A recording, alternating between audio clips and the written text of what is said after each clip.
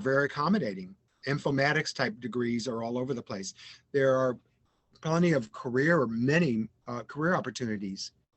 If you know something about coding, but then mix that with whatever your passion happens to be, it's a great way to establish an interesting degree for yourself and interesting career. So my kids are kind of poster children for mixing computer science with their passions.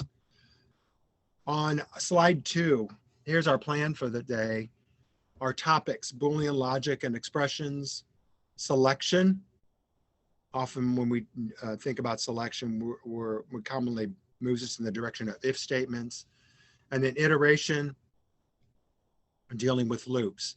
Some of the documents that I may share with you might be in PDF form. I'm trying to remember. It's probably going to be a mix. The links that you see here in this slide deck will be a mix of like Google Docs and PDFs and wherever you see the bottom line is wherever you see a PDF, you can use something like Kami. I don't know if you guys have used Kami in school. Our students use it quite a lot now, because what we found is that instead of hard copy documents and assignments, oftentimes they're going to be in PDF form. So Kami is really good for annotations. You can take then a PDF and then you can make changes to it using Kami. Okay. So we're going to deal with these 3 main topics throughout our day. And let's move on to slide 3, control structure. So let's deal with this general topic of what are called control structures, because really that's what we're considering when we think about selection or if statements and iteration or loops. We're thinking about control structures. So you'll see on slide 3, there is a link and our first to do. So here's what I want you to do as a warm up, and it'll give me a sense for where you guys are with respect to the key concepts of sequencing, selection, and iteration, which, by the way, are the 3 general ways that we can organize our code. Sequencing, well, I'm going to click on this link and you do the same and follow me over there. And then I'm going to have you guys just spend a few minutes doing a real quick kind of like warm-up quiz related to this. So click on that link and it should pop up from 101 Computing. All right, this is a really good resource. By the way, feel free to explore that. Teachers, this is a really good resource, not only from a general computer science standpoint, but then you can even get to some specific programming languages. But this particular 101 Computing lesson is dealing with the general topic of sequencing, selection, iteration. Sequencing is the most basic type of coding. When you very first coded, and I don't know if that was at the beginning of this school year or if you had a coding class before that, sequencing is where you just have one line right after another, then you're done. It's the most fundamental type of coding structure, but you commonly will see it even in sophisticated and programs that we develop. There are aspects of sequencing that appear. Then we have selection. That's where a decision is being made, and often we're dealing with if statements. And iteration is then when we're dealing with loops of some kind. All right, so here you have, if you scroll down, you'll see this warm-up quiz. And you're going to be given code snippets, and you are to identify this code snippet as either iteration, sequencing, or selection. Okay, now what you're going to discover is all of them probably have sequencing, one line after another, but you're looking for those key characteristics that maybe distinguish it as a selection type structure or maybe iteration. So work your way through, each of you, through this quiz. It shouldn't take you very long. When you're done, just report to me via chat, or maybe we can set up a poll. Monique, I don't know if it would be an easy way to set up a poll for them to report that way while they're working on the quiz. Monique and I can talk about that while you're doing that. So go ahead and work your way through this quiz. I know it's 10 or 15 questions, shouldn't take you much time at all. And then we'll regroup here in a few minutes. Okay. So Monique, is there a way to set up a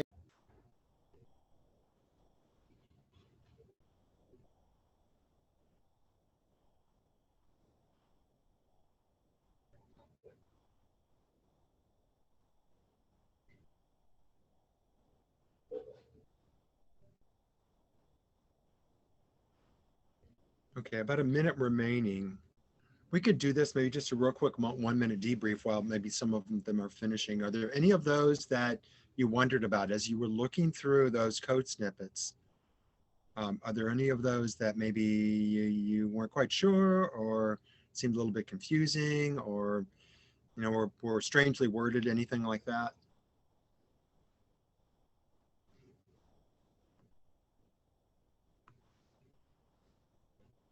And you could just bring up your mic if you want to, just share with the group.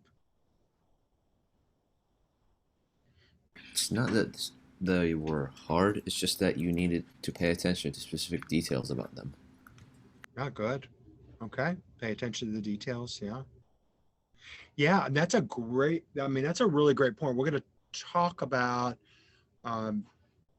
focusing on the details later in our session when we talk about code tracing. And maybe you guys have talked about tracing code in your class, but when you trace code, you are paying attention to the details and you are doing a very thorough analysis. Yep, so attention to details is really important to making a determination. Anything else? Any other comments, observations about that activity?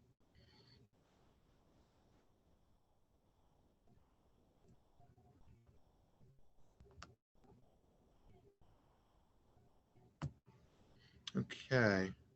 Well, just feel free to jump in. You guys can bring up your mic or chat as we progress. So now I'm on slide 4 of our slide deck. And just to do a kind of a review of what we saw in that exercise, we have what's called sequential control, where you just have one line right after another and you just go in that order. Oftentimes something like a recipe is in the form of sequencing or sequential control. We also have selection control structures built into Java, and that's where based on a certain logic, we are branching one way or another, making a decision, if you want to think about it that way, or establishing an assertion and then acting on that. We'll get to that in just a second, the foundation for that. Iteration, that's where we want to perform something repeatedly. And that's a very powerful notion within the context of computer science. The ability to take something and perform it repeatedly, maybe with slight alterations each and every time. We draw a lot of value from the fact that we are using a machine, the computer, to do something like that for us. It helps us in a great deal, especially when it comes to mundane kind of tasks that need to be repeated. So we're thankful for iteration control structures or loops. We can add maybe one more to that list, procedural control structures. Although it won't necessarily be a major focus of our discussion today, we do have the value within Java and within most programming languages to organize then our code in procedures. Of course, in Java, the procedures are called methods. But if you think about what's really happening in that case, we're taking some algorithm, some ordered set of steps that maybe includes selection, maybe includes iteration, and we're giving it a name. So that then just by calling out that name, we can then have that algorithm, we could just perform that algorithm without having to copy and paste that algorithm and have it sprinkled all throughout our code. We can just call it out like your mama calls you for dinner, and then it does that, whatever that algorithm. So there's a lot of power, there's a lot of benefit that we can glean from procedures as well. All right, so we're going to immediately shift to the selection control. And our focus really for the remaining time is going to be on, for the most part, on selection and on iteration, and making sure that you guys are okay with what's going on with those constructs within Java. So with selection control, we encounter that kind of structure all the time in our everyday life, where there's a decision to be made. Some of you are dealing with this dilemma at this very moment. Do I continue to listen to this old man? Yes or no? Okay. And they're based on that decision, then you have a certain outcome. And we have that within the context of coding as well. Now, that whole notion about making a decision is predicated on the idea of what we call an assertion. An assertion is a statement of fact. Well, okay, so it's a statement, I guess we could say, that could be either be true or false. And there's nothing fuzzy about it. It's a black and white kind of assertion. It's either one or the other. There's really no in between when it comes to an assertion as it relates to the computer science realm.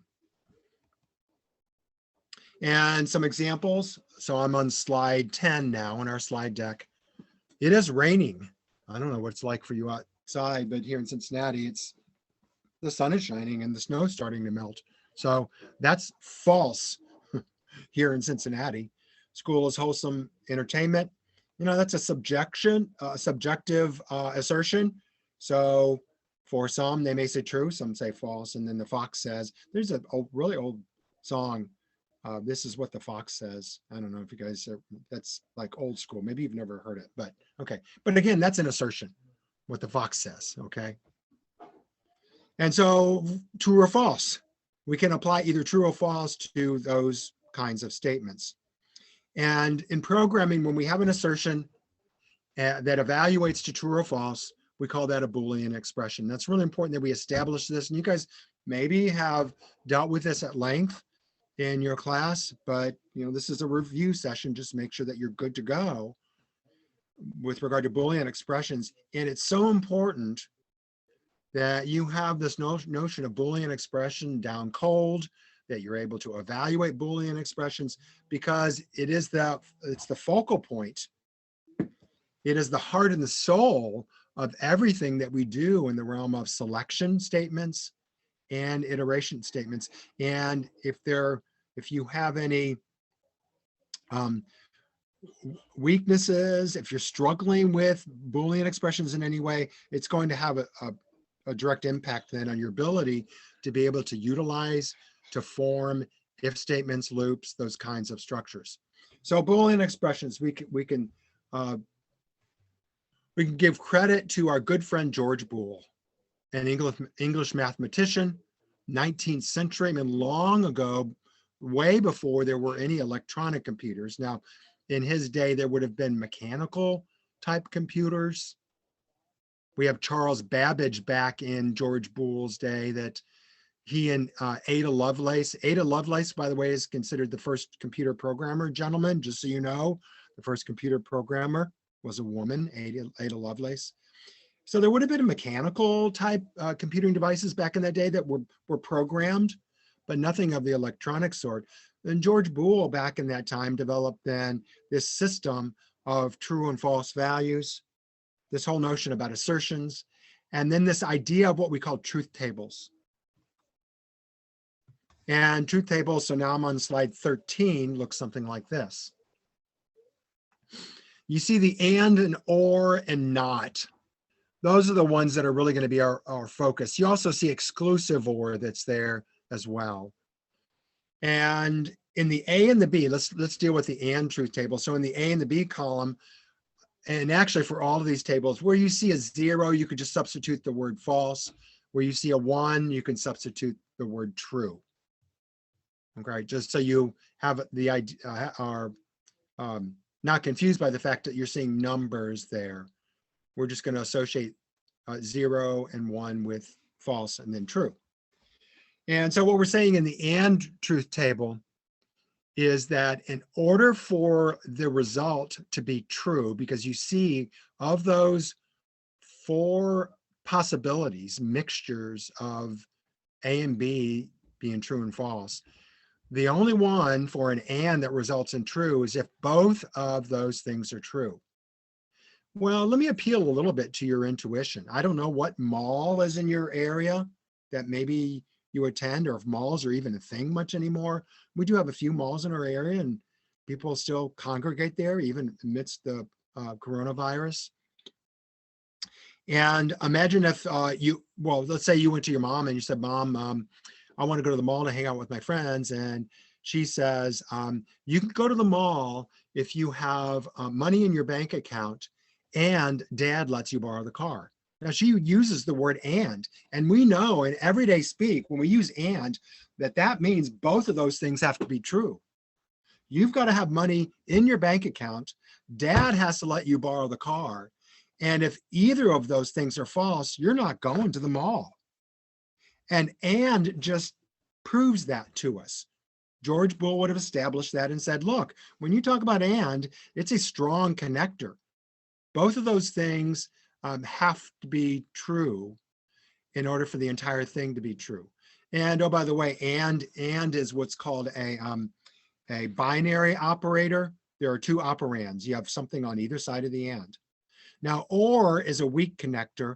Only one of the 2 things need to be true in order for the entire thing to be true. And so when we look at the or truth table, we end up with true down that Y column for every case except for the case where both A and B are false. Exclusive or, we don't really get into that in this this course. It's really beyond the scope of what the College Board requires. But just so you know, XOR, exclusive or, means that one or the other, but not both, must be true in order for the result to be true. That's why in the very last row of the exclusive or truth table, we get a false there. Okay. And then not just simply flips it. So if you have false and you do a not, it becomes true. And if it's true, it becomes false. So you could think about like a light switch on the wall. And George Boole gave us all of this. And it's really foundational to all that we're able to do in the programming realm when making decisions. A couple of links on this slide that I'll just show to you. We don't necessarily need to go into the detail of it, but some cool things that you can investigate on your own. First of all, these tables were courtesy of Real Digital. You can click there and they have some really interesting, you can click on that link and they have some real interesting resources for the educational realm. Now, it might be more for the university level, but some of you in the classes maybe, so maybe this is more a tip for teachers or students, you know, if it's something you want to explore on your own, where you can then buy these different boards, circuitry, that adhere to George Boole's truth tables. I don't know if you realize it, but a lot of the integrated circuits that we have in the computers that we use today, they adhere to the rules regarding assertions, regarding truth tables that George Boole established long ago. So Real Digital, they have some resources that are kind of cool to consider. There's also on slide 13, this link to Logically. Logically is really cool because you can set up these different circuits.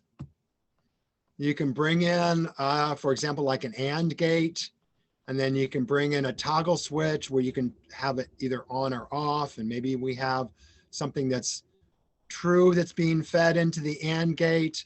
And maybe then when we also have this switch that we can flip between true and false.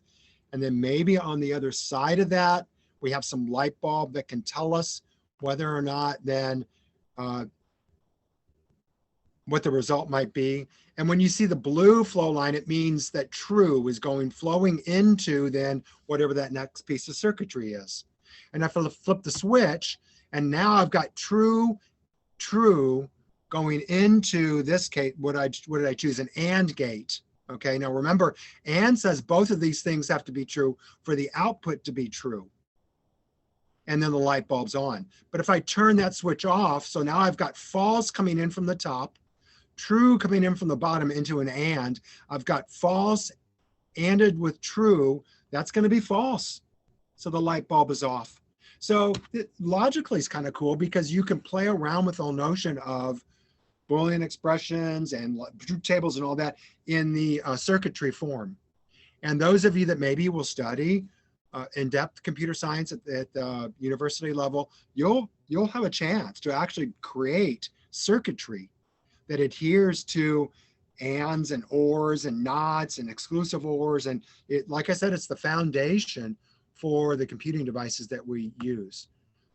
So those are some really cool resources that you can consider that reinforce the whole notion about Boolean expressions and Boolean logic. Okay.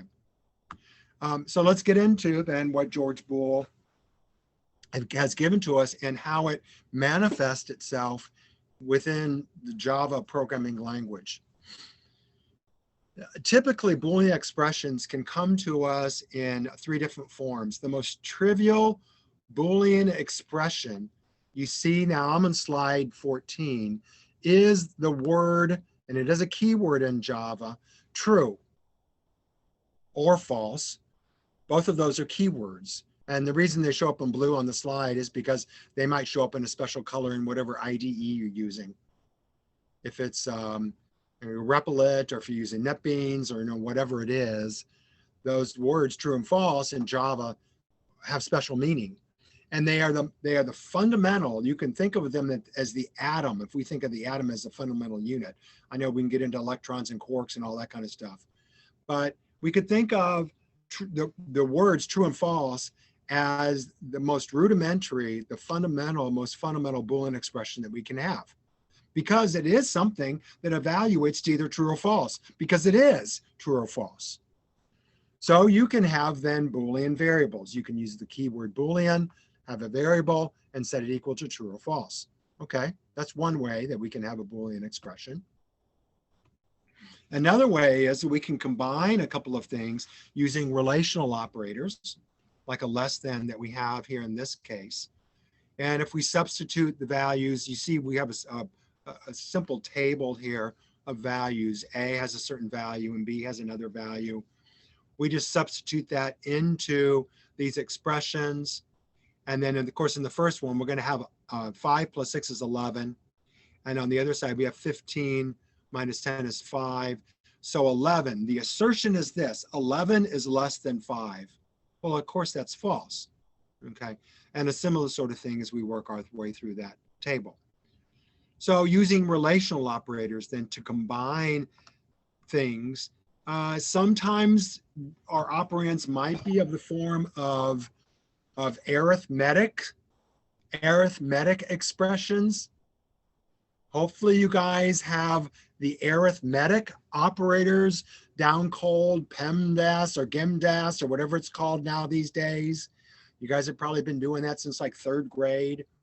And you got to make sure that you have those skills down so that then you can add relational operators then to the expressions so that they can form Boolean expressions. The third type would be one that folds in not only relational operators, but then what are called Boolean operators. And there are 3 Boolean operators in particular: or, which is represented by the double bar, as you guys know in Java, and the double ampersand. And then we also have not as well. That's a part of that. And when you work your way through, and this table suggests that, you need to figure out what's on either side first. And we'll see a slide here, maybe 2 or 3 slides down from where we are. Well, we'll talk about order of operations and how you guys need to really have that down cold so that you can properly evaluate expressions.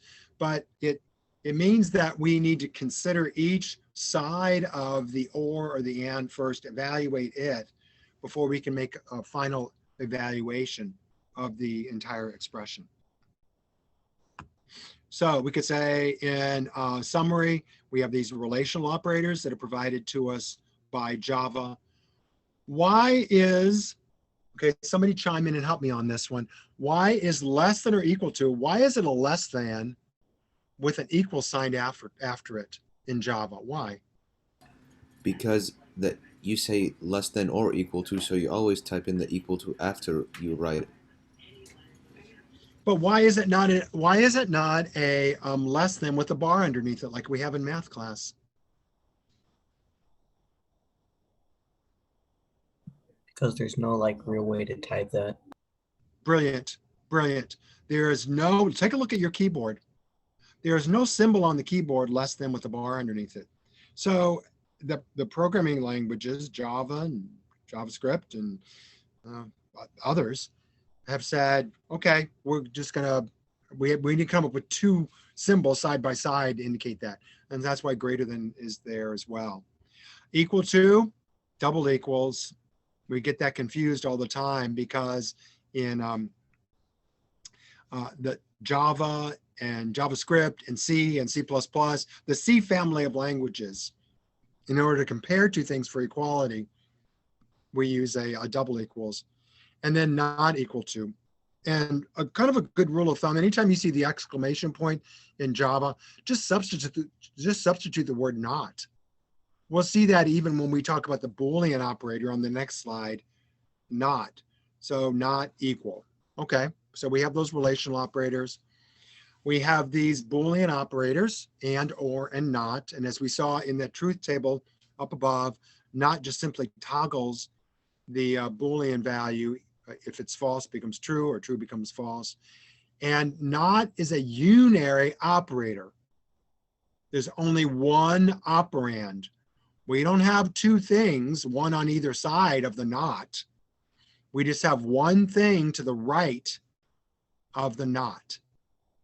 And it's going to take that and flip it logically. So here it is in context. If we're thinking about the variety of operators that maybe we might encounter in a particular expression, and given to you in this rough order of operations, where of course grouping or parentheses is first, then logical negation or not comes next, then our arithmetic operators on two different rows. Of course, we do multiplication, division, and modulus. Okay, somebody remind the group what modulus is all about. What does that do for us and how does it work? It gives the remainder. It gives us the remainder, right? So if I had, let's say 14 modulus 4, well, 4 goes into 14 3 times, and then I have 2 left over. So 2 is the answer. So modulus is sometimes called the remainder operator because you're doing the, really in a sense, you're doing the division, whole number division, and then whatever is remaining, that's your answer. And modulus has the same order of operations, has same precedence as multiplication and division. We have addition and subtraction. Then we have our relational operators. Then finally we have and then or. And when you are, this is really important, when you are evaluating an expression, you have to deal with the operators in this order. If you don't, you're going to end up with the wrong answer. Now, at the bottom of this slide 19, I give you a link to order of operations brought to us by Oracle. Why do we care about Oracle? Why did I bother to include that here in this slide?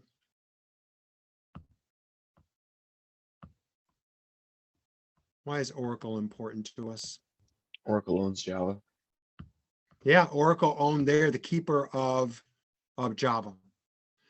So we definitely want to pay attention to what Oracle has to say. They are the definitive source when it comes to order of operations and evaluating expressions. Okay, good. Now let's go to slide 20. Where are we here? About quarter till the hour. Okay. We'll take a break, you know, around the top of the hour or, you know, somewhere shortly after, just so you know. Okay, here we go. We're going to do our first breakout room activity. I'm on slide 20. And Monique has created breakout rooms for us. Or Monique, if you need for me to do that, I can do that as well. I don't mind, but either way, you're going to be in breakout rooms. There might be 3 or 4 of you in a breakout room, and you're going to work through some of these exercises related to Boolean expressions. And in interest of time, okay, I think what we're going to do is first of all, on slide 20, you see these references, order of operations from Oracle. That's a definitive source, but in Princeton University also has an interesting link related to order of operations that you can consider as well. So with that as a backdrop and that as a resource, then I want you to consider some of these exercises. And I think we're going to take the first one. We're going to look through that set brought to us by CS Awesome. Some of you maybe have seen this. Maybe CS Awesome is your curriculum. And if it is, then you can just help those in your group and just work your way through, or this would just be a nice review for you. Let's do the first worksheet that says Boolean expressions. We'll skip the second 2, and then we'll go to the last one. So we're going to do the first and last set of exercises. So Boolean expressions, and there you have to think about order of operations. Make sure that you're adhering to what Oracle has designated. Then there's a truth table, also dealing with De Morgan's laws that you're going to do, which is the 4th set of exercises. Okay, and you're going to work that out in your breakout rooms. And you guys should have sharing capabilities. Is that right, Monique? Will they be able to share with one another if they need to share screens and that kind of thing in breakouts? I believe so. Okay, that's my understanding. Zoom will by default will do that. If Yeah, there's it has one participant can share at a time, but I can set it, and then multiple participants can share simultaneously. So when you're in your breakout rooms, everyone will be able to share their screen. That's awesome. That'll be terrific. Okay, so let's do the Boolean expression worksheet, the first exercise, and then the last one, truth tables and De Morgan's laws. Okay, any general questions before we send you off to your breakouts? Okay, and I'll come in and I'll check, see how you guys are doing, and then we'll do a quick review, and then we're going to roll right into if statements, loops, and so on from there. Okay, so we are ready for our breakouts, Monique, if you don't mind. Okay, I am opening the breakout rooms now. Thank you.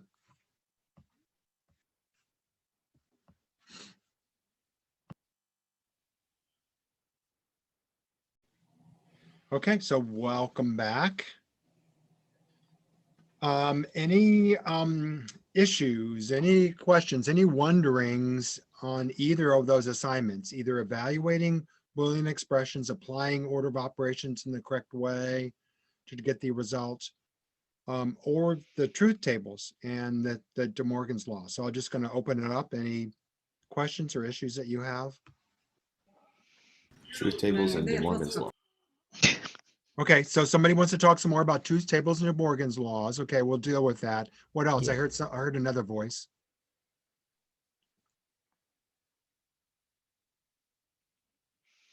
I think the other voice was saying the same thing. Oh, same thing. Okay, all right. Okay. So no issues with the first assignment then, I guess. You guys were good to go on that. I'll just make that assumption. Okay, now to this truth tables and De Morgan's law assignment. Okay. We have this whole notion of, well, so George Boole had a contemporary. A contemporary is somebody that is hanging out and around in a similar time frame to another person. Okay, so the people that in your class, you could say that they're your contemporaries. So George Boole had a contemporary named De Morgan, and he established some laws related to logic.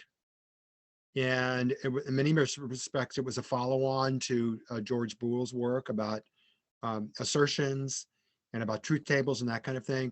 And in particular, De Morgan had one law that allowed us to figure out how we can take a knot, a logical knot, and distribute it across an expression. And we see that represented here in this assignment brought to us by CS Awesome. The goal in this assignment is to understand, and you should, even in the very first table where we're trying to show the equivalency of knotting then some expression to two expressions that are being anded. And the claim is that that's equivalent to taking the knot and applying it to each operand and then flipping the and to an or. And what you should have noticed when you completed that table that is that down the two columns that are highlighted, not quantity P and Q, you should have the same values down that column that you have down the column not P or not Q. Not P or not Q. Now, for my students to really understand this, they really have to think of it more in a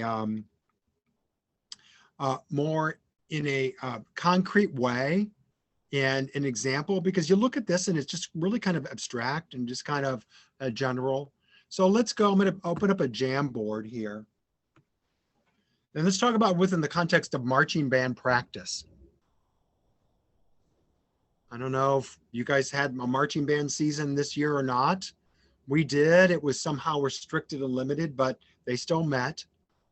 And let's just pretend that the marching band director, I guess they're not called a coach, marching band director, throughout the marching band season, they decided that marching band practice would occur as long as it's not too cold and as long as it's not too windy. Now the windy, of course, you know, the flag crew, whatever they're called, you know, you want to make sure they're not blown over, the sousaphones, that they're not blown over, make sure it's not too windy.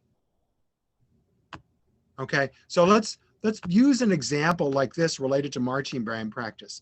So let's say that we have a couple of variables. Maybe I have a variable called temp. And maybe I'm going to say not too cold means that the temperature is greater than 40 degrees. And I'm going to go alter this for a second here because I want to make sure that we are consistent in the way that we're using this. Instead of the comma there, I'm going to put an and. Because for the marching band director, they're concerned about the temperature, maybe trumpets freezing to lips and flag people being blown over and all that kind of stuff. So they're going to say, we're going to have marching band as long as it's not too cold and it's not too windy. Okay, so we're going to just arbitrarily say temp greater than 40 and wind, and maybe it's wind speed, something like that. And a wind speed is less than, I don't know, 10. Okay, so we could, by me fashioning this in this way, in fact, I could even change this, the and to that. We have in Java, are you guys agreed with me? Let's make sure that we're all okay with this. Do you agree with me that I have now formed a Java expression that represents the conditions under which marching band practice will be held? Anybody have an issue with what I've established here?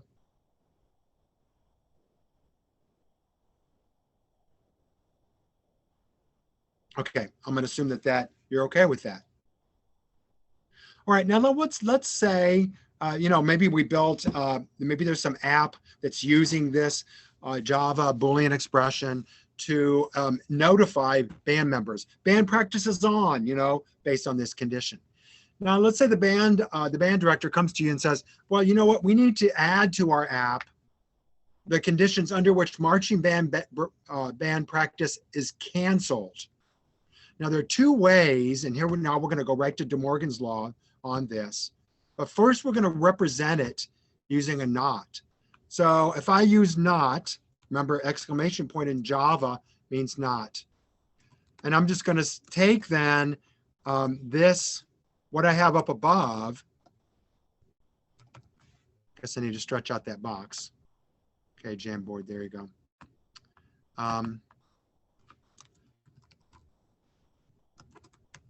Guess I could have copied and pasted. That would have been the smart thing to do. Okay, so now I have this expression, not the quantity temp greater than 40 and wind speed less than 10.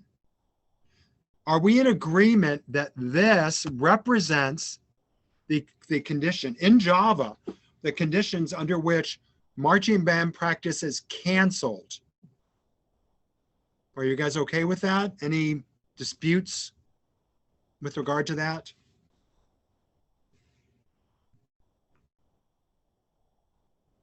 Okay, so here's where De Morgan's law comes into play. De Morgan would say, maybe I want to represent the conditions under which marching band practice is canceled, maybe as a not times some quantity. But what if I wanted to distribute that not and represent that in a different way? Can I do that? De Morgan asked. And he said, yes, I can. And here's what happens.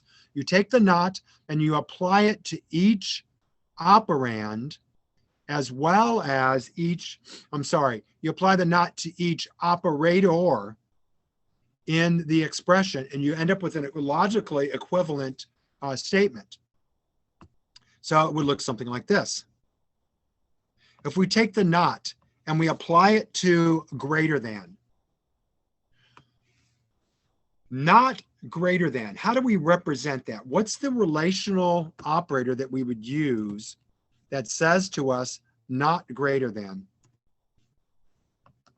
Somebody can go ahead and just speak that, bring up their mic. And Exclamation point. what's that? Or, it is an exclamation point and then the greater than sign. Well, we don't have that in Java. So you use less than. So I think you're saying to me not greater than. That's not a thing. That's not a thing in Java. In the Nice. chat, In in chat, we had less than or equal to. Oh, great. Thank you. Yep. Less than or equal to. If you think about if something is not greater than, what is it? Well, it's less than or equal to. And really just harken back to your second grade days when you were doing number lines, or maybe it was fourth or fifth grade and number lines, and you were doing inequalities and you were putting circles over numbers and drawing lines either to the right or the left. I mean, that's kind of what we're thinking about in this case. Not greater than means less than or equal to 40. The and becomes a what? Not and. So what are we going to get there? An or. We get an or. And I'll just put some space here so we can kind of see those bars. Then we have wind speed. Not less than.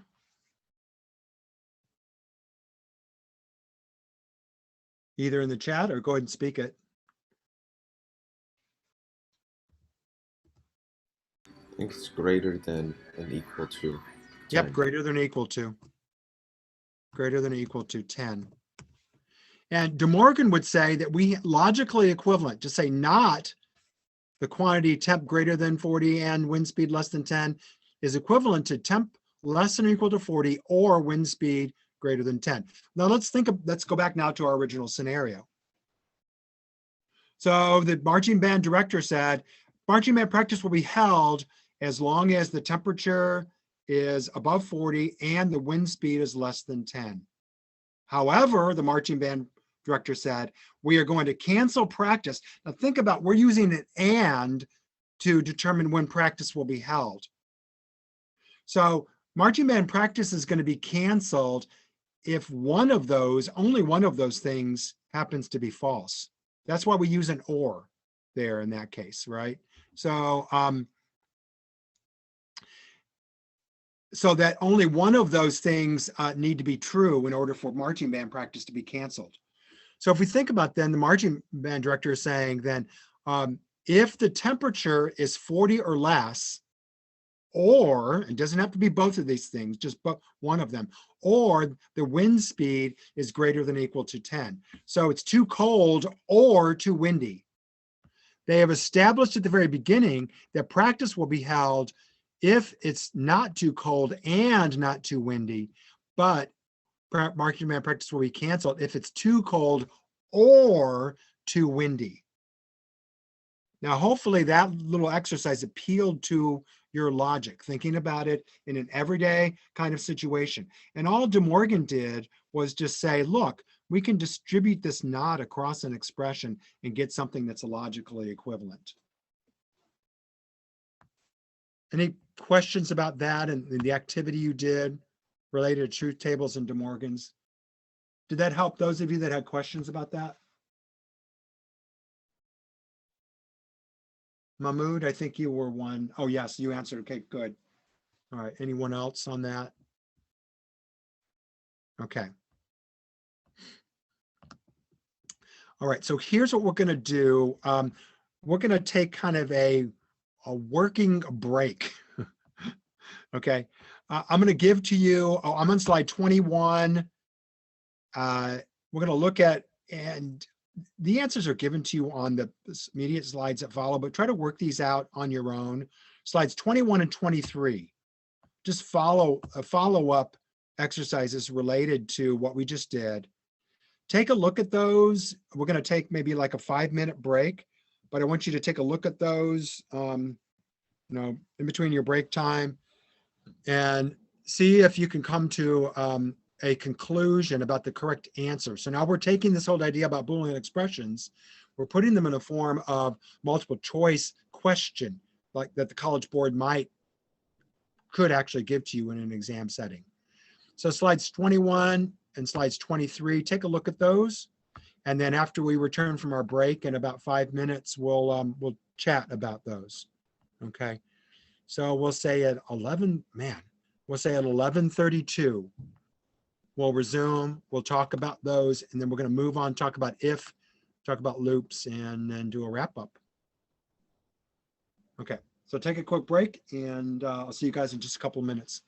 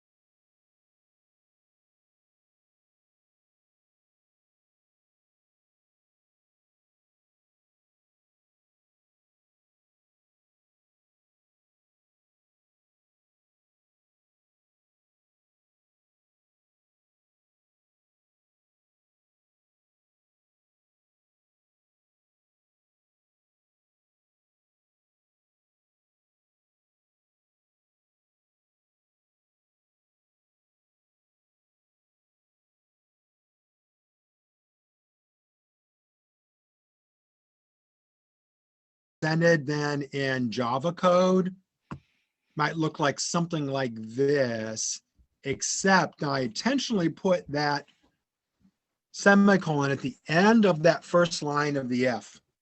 What happens when you do that? You get an error. What kind of error? Because we have different kinds of errors. We can have compile, we can have syntax errors, we can have runtime errors, we can have logic errors. You think it's a syntax error. You think Java will complain about that. Yes, because like it's the way that you write it. Yeah, actually, you can try this, and if we had a little bit more time, we could actually go over to Replit or Rextester. I challenge you to try it. Actually, you don't get a syntax error. Java is okay with this.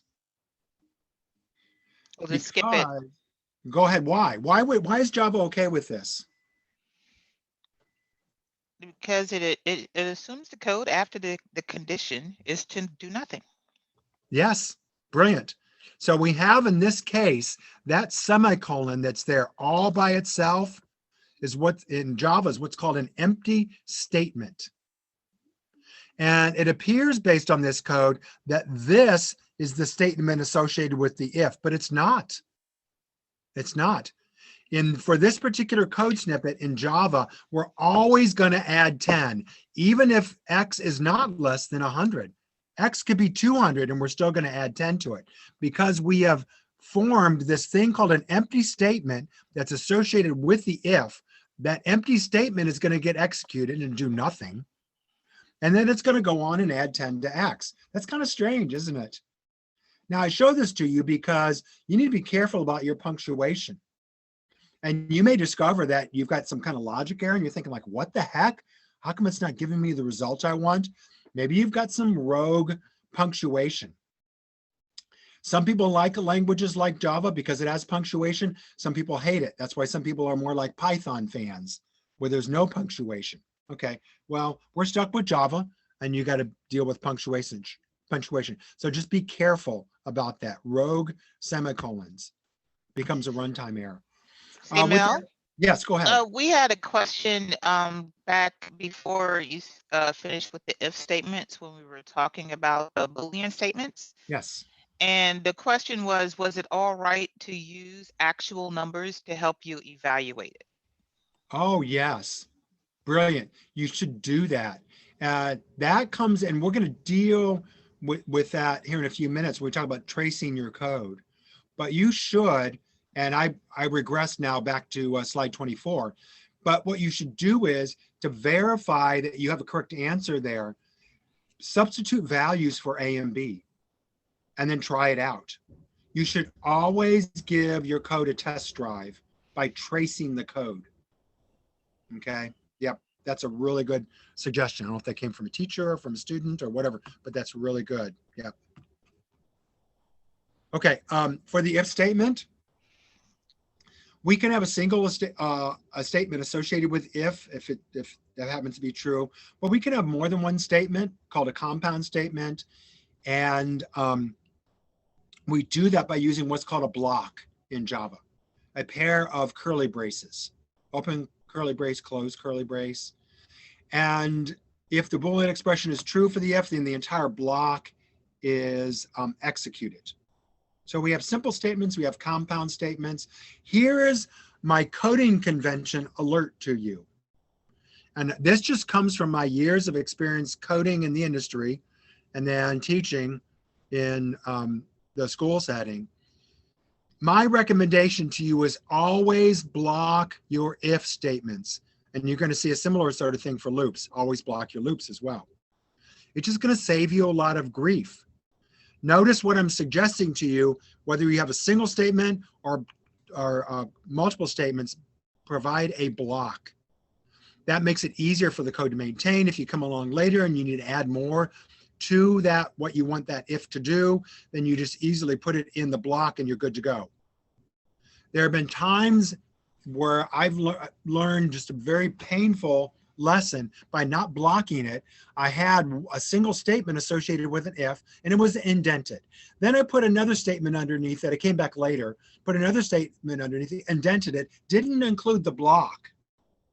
And my logic was all screwed up because the first statement after that if was executed related to the if because I didn't block it. And then I went back and looked at it again. Oh, gee, I needed to block it because I had multiple statements there.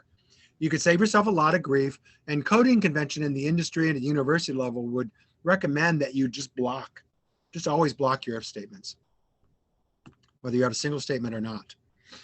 Sometimes we need to do one thing, maybe another thing, maybe yet another thing. There could be multiple things, and we could do a two-branch selection structure, sometimes called an extended if. So I'm on slide 31 now. Extended if looks like this. Notice our flow lines here. If the Boolean expression is true, if that assertion is true, we do something. If it's false, we do something else. That's not what we had on the simple if. The simple if said we only do something if the Boolean expression is true. Here we're going to do something if it's true. We're going to do something completely different if it's false.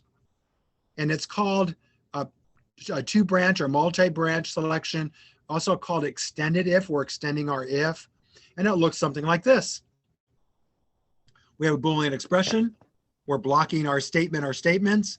We have this keyword called else, and we're extending then what the if is able to do. email. Yes. If we go back to the question about the if statements and the blocking, we have a Yes. question and comments from Joshua. It says, could you think of that if statement from the previous slide, so the one before this one, Yes. with empty curly braces, and that's why nothing happens? No. So if I put a block around this, okay, so I'm going to go ahead because I can edit this. If I did this kind of thing, that's a brilliant question. So if I did this, okay, let's talk about what Java does with this. Okay. Here's what we really have. Let me just kind of reorder this at how Java thinks about it. Java thinks about it this way. Java thinks about, oh, if this is true, we do the empty statement. Wonderful. Thank you for doing nothing for me, Java. Then we come along and we have this thing called a block. You can take your code. It could be a single line. It could be multiple lines. And you could just have rogue pair of curly braces called a block. And you can block your code like crazy. And so what will happen is nothing happens if that expression is true. Then the very next thing we encounter this block. And in this block, Java says, okay, fine. You have something that you need to do. It happens to be a block, whatever. And we add 10 to X, and then we go on our way. Does that answer your question? No, I was more saying like if you put curly braces but between the end parenthesis next to the 100 and the semicolon, and just that's the way you could think of it. That's why it does nothing, because it's just empty curly braces. Oh, you're saying like this? Yeah. Uh-huh. Oh, then what we have is that's something completely different. In that case, then here, and Java, this is not a syntax error, by the way. Let me show you how Java thinks about that. So here we have then this kind of situation where if that Boolean expression is true, then we have an empty block. It's kind of like an empty statement. I mean, it's a block that has nothing in it. So Java says, okay, fine, this thing's true. You've given me a block, right? It has nothing in it. Okay, we're not going to do anything. Then we're going to come along here. Now we see an empty statement. Okay, a semicolon by itself. Okay, I do nothing. I'm glad you're giving me nothing to do, Java's saying. And then I come down here and I encounter another block and I add 10 to X. But adding 10 to X is not associated with the Boolean expression at all. Right. Does that help? Is that kind of what you were asking? Yeah. So the only way to make the X equals X plus 10 actually part of the if statement is just to get rid of the semicolon. Yeah. Yeah. I mean, that's the way. If we regress now, we go all the way back to this, what we had originally, this kind of thing. Yeah. If we get rid of the semicolon, then we're good to go. Now, coding convention would say you should block that, but Java would be okay with that. And we only add 10 if X is less than 100. Yep. Great question. Brilliant. Okay. Right. Anything else on the chat, Monique? No, that's all for now. Okay, good. All right. So we have this thing called two-branch selection called extended if. Here are just some tips about this. Holy goodness, we're like 10 minutes out. Remember that the else, if you have just an else on a line, it doesn't need a Boolean expression, because the way this works, if the Boolean expression is true, statement 1, and I'm on slide 32, by the way, statement 1 is executed. If the Boolean expression is false, then we drop down into the else and it does statement 2. So the else is going to happen when the Boolean expression is false. For that reason, we don't need a Boolean expression on the else, right? Because it's going to be the count of the counter to what the Boolean expression that we provided. Make sure there's no semicolon after the else. We can have, those rogue semicolons can really mess us up. You can then, if you want to, you can do an else and then if, then you can add a condition to that. And we end up with multi-selection. CS Awesome has a really good lesson. I give you that link on slide 32. We won't look at that in the interest of time, but check it out on your own. Make sure that you're good with those exercises that are there. Even if you're not using CS Awesome in your classroom, check that out.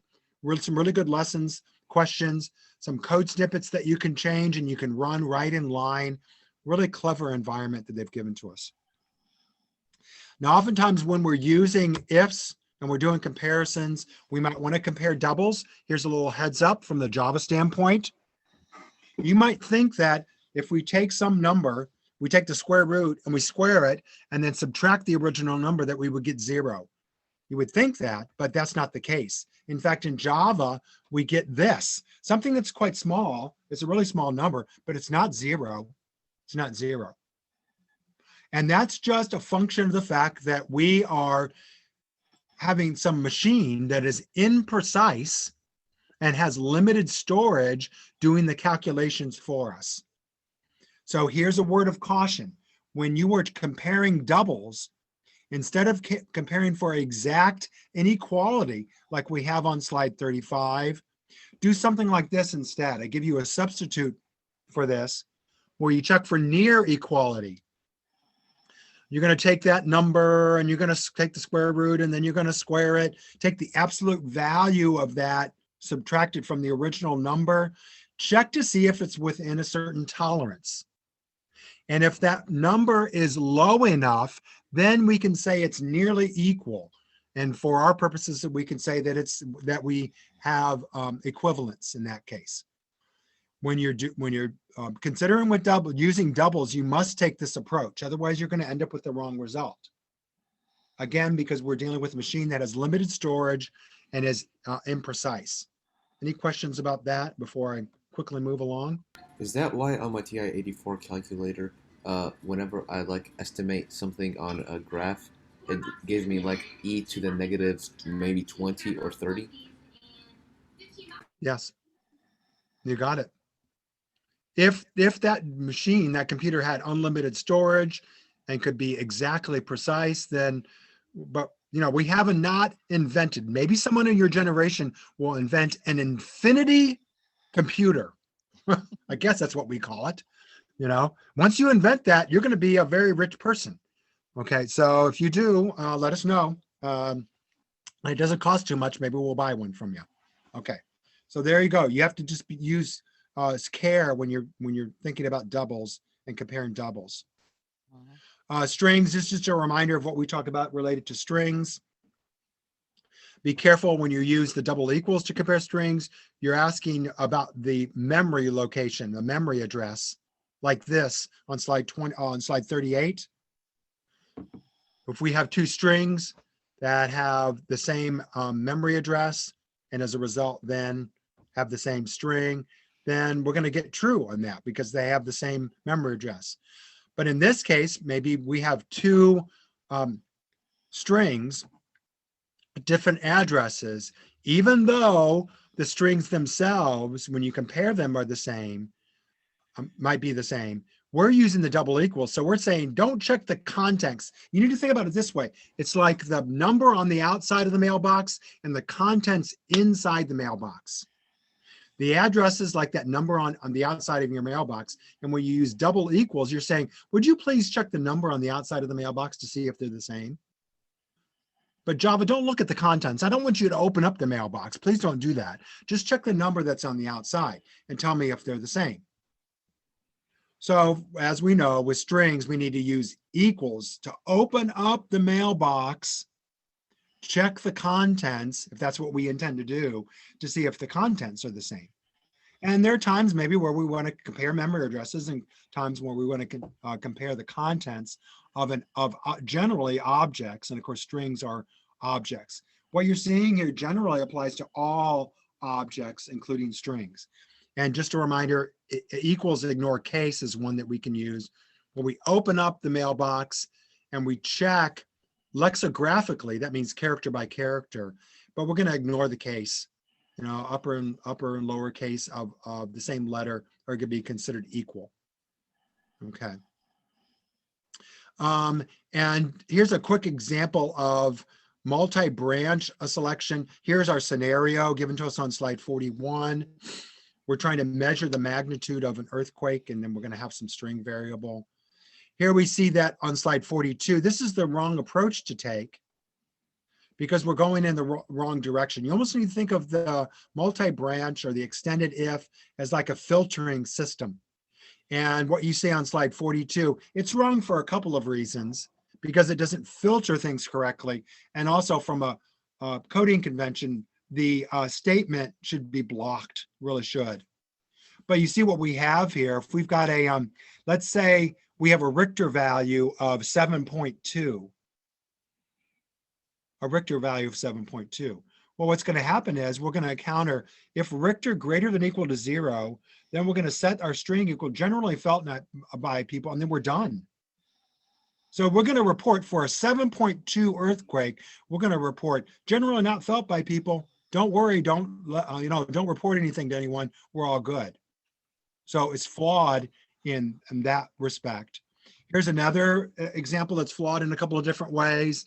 This is not an extended if. Here we got what's called stacked if, one if on stacked on top of another. The problem with this one, let's say the Richter value is again 7.2, then we're not going to get most structures fall. Okay, fine. But we're going to get many buildings destroyed, but then we're also going to get multiple messages because it's going to satisfy the next if and the next if and the next if all the way down. So we're going to end up with multiple messages. That's like confusing. We don't want to send multiple messages out to the people when an earthquake occurs. Okay, so the correct way to structure it, not only from a coding convention where we're blocking our statements, but also from structural in the way that we're organizing then our if statements. We start by checking the highest value, see if it satisfies that, and then we filter it. You can almost think of it like it's filtering. So then for 7.2, we're going to end up in that second or the very first else if, many buildings destroyed, and then we're done. That's all we report. So that's the way that would set up using an extended if, multi-branch if. Any questions about that? My goodness. Monique, are we out of time? It is 11:58 a.m. So we have exactly 2 minutes. Okay, Well, 2 not minutes. exactly 2 minutes. We have 2 Okay, minutes. so what you're going to see on the following slides dealing with loops and the different kinds of loops, pre-test and post-test. Here's what I want to point out. By the way, this slide deck, all of you feel free to share it. Feel free to go through it. Feel free to contact me as you're working your way through some of these exercises. Let me know, teacher. Feel free to give it to your teachers so that they can use any of this in class. They're welcome to do that. We have different types of loops that you'll counter, the for, the while, and the do while that are pre-test and some are post-test. And that has to do with where the Boolean expression lives. Is it at the top of the loop or at the bottom of the loop? We'll determine then. Different ways that we can implement loops, either count controlled or event controlled, and some scenarios under which you might use event controlled. Often when we're processing user input, we're going to use an event controlled situation. And whiles and do whiles are generally a good way to do that. So you see that on slide 53. Code tracing, here we go. And I'm just going to kind of wrap it up with this and encourage you to look at these exercises on your own. On slide 57, code tracing, it is an essential exam skill. So check out that first link on slide 57. Computing 101 will give you the quick overview about code tracing. And then you're going to see some exercises related to code tracing.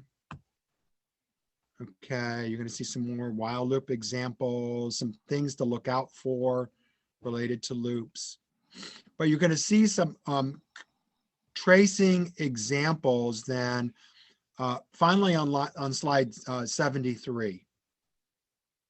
So I would encourage you to look at that code tracing and the following slides that deal with some cautions regarding loops, things to look out for regarding loops, and then consider some of these tracing examples where you set up a table and you're keeping track of how the variables in your code are changing as the code progresses.